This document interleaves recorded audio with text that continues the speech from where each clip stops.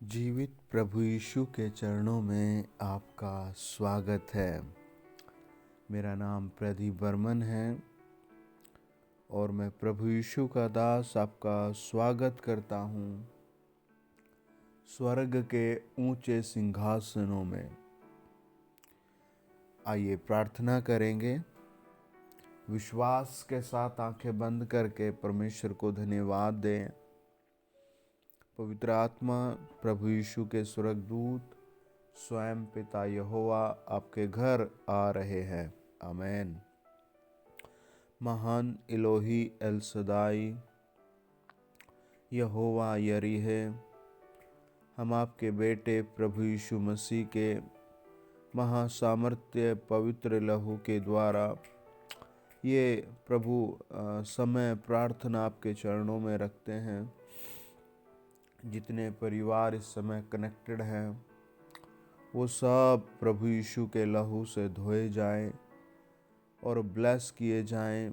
शांति आए, चंगाई आए, छुटकारा आए और खुदा की ओर से नई नई आशीषें आए।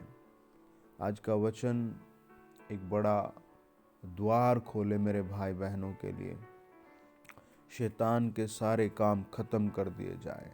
प्रभु यीशु के नाम में सब कहे आमीन।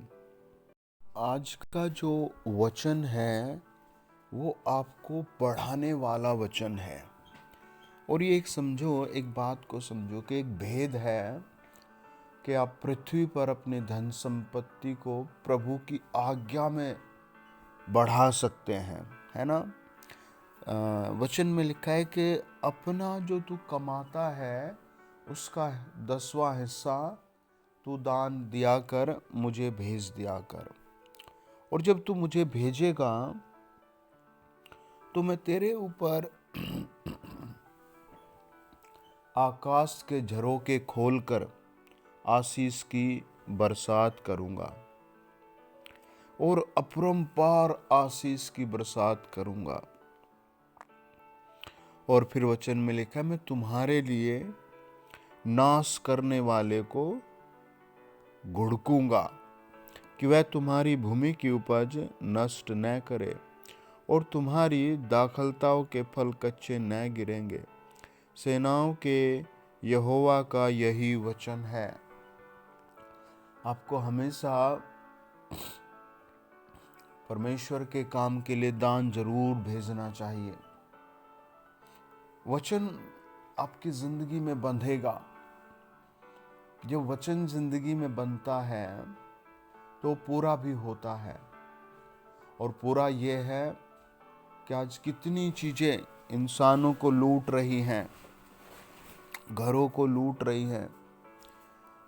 2 दिन पहले एक परिवार ने रात के लगभग 7 या 7:30 के बीच संपर्क किया। ऑल इज पेनफुल, बहुत परेशान। और डॉक्टर ने कहा उनको कि आपको अपने मरीज को हॉस्पिटल में भर्ती करना पड़ेगा। और वो बेचारे कह रहे कि हमारे पास कोई आदमी नहीं, वो बहन कह रही, और ना ही पैसे हैं। तो मैंने कहा आपको कब ये बात पता लगी? उसने कहा कि अभी शाम के समय उन्होंने हमें रात को बुलाया है, लगभग 8 बजे फिर से अपॉइंटमेंट है और जाना है। हमने कहा ठीक है बहन, प्रार्थना कर रहे हैं खुदा के लिए, कुछ दान मन्नत आप मांगो। और उसको एक भजन संहिता बताई और कहा सच्चा पश्चाताप कर, खुदा दयालु है। तो सिस्टर ने फॉलो किया बात को। तो जैसे उन्होंने पति पत्नी ने वचन पढ़ना शुरू किया तो उसके पति को परफेक्टली बढ़िया पीसफुल नींद आ गई। अब नींद आना कोई अचंभे की बात नहीं, पर उसके हाथ कांप रहे थे। हॉस्पिटल जाऊं ना जाऊं, ना जाऊं ना जाऊं, जाऊं जाऊं ना जाऊं। आदमी तब डरता है जब दे हैव नो मनी, उसके पास पैसे ना हो। पैसे नहीं तो फिर वो गई भी नहीं। लेकिन जो उसने सुबह को और दोपहर को गवाही दी, उसने कहा कि हम पूरी रात खुदा को धन्यवाद देते रहे, एक भी अटैक उस बीमारी का नहीं आया, और आज मेरे घर में शांति है और हमारा डबल विश्वास प्रभु पर बन गया। तो वास्तव में प्रभु शैतान को घुड़कता है, समस्याओं को घुड़कता है ना।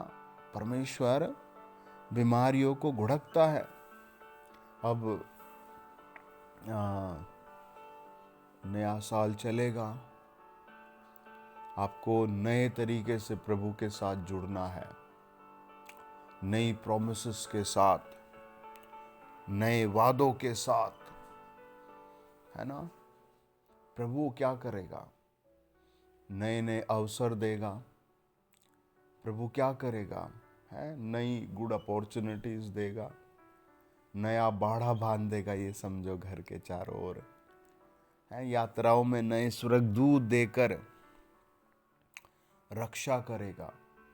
और ये जीवित परमेश्वर की इच्छा है, वचन है कि मैं तुम्हारे लिए नाश करने वाले को ऐसा घुड़कूं कि वह तुम्हारी भूमि की उपज नष्ट न करेगा, और तुम्हारी दाखलताओं के फल कच्चे न गिरेंगे। सेनाओं के यहोवा का यही वचन है ना। ये सेनाओं के यहोवा की इच्छा है। अगर बस आप हमेशा यही कहते रहे, प्रभु दया करो दया करो, प्रभु ने आपको चंगा भी किया है, प्रभु ने आपको सब कुछ दिया भी, फिर एक दिन शैतान जरूर आपका 30 गुना, 60 गुना, 100 गुना तबाह कर देगा। वचन बताता है कि देखो वो भयानक और बड़ा दिन आएगा, लेकिन उससे पहले मैं तुम्हारे पास किसी को भेज दूंगा।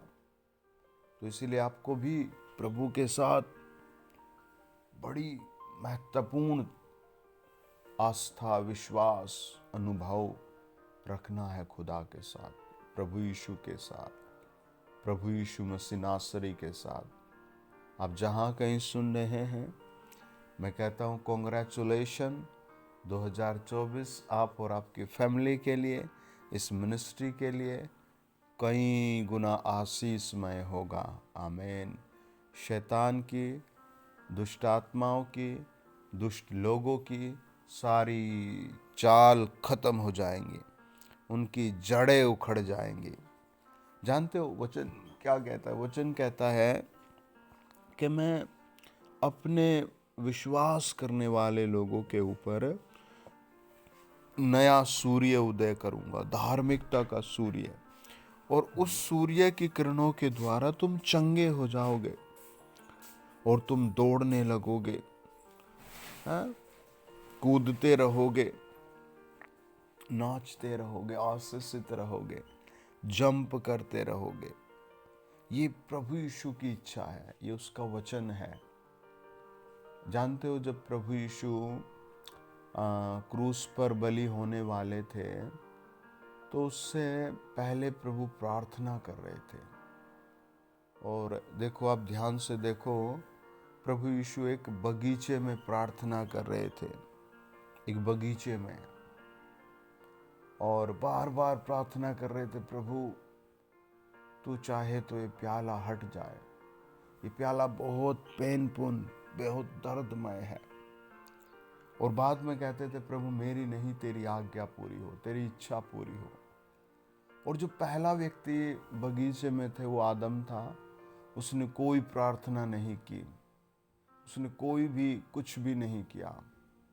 उसने इब्लीस की बातें सुनी, पुराने सांप की बातें सुनी, और वो फिर ज़मीन पर आ गया जहाँ ऊंट कटारे हैं। और ये समझो कि एक पैटर्न मनुष्य को आदम ने दे दिया, जो भी जन्म लेता है उसे ऊंट कटारे झेलने पड़ते हैं।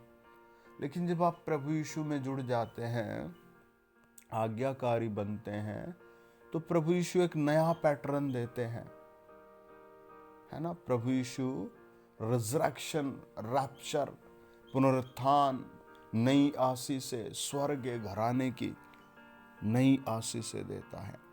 ये प्रभु यीशु का पैटर्न है, ये खुदा का पैटर्न है। ये एल सदाई है, यहोवा यरीहे का पैटर्न है। और उस पैटर्न में जब हम आते हैं तो वो फिर बस धन्य हो जाता है व्यक्ति, वो आशीषित हो जाता है। अपने हाथ उठाओ। खुदा के नाम में जो लोग 10% भेजते हैं वो सब ब्लेस हो, जो भेंट भेजते हैं वो ब्लेस हो।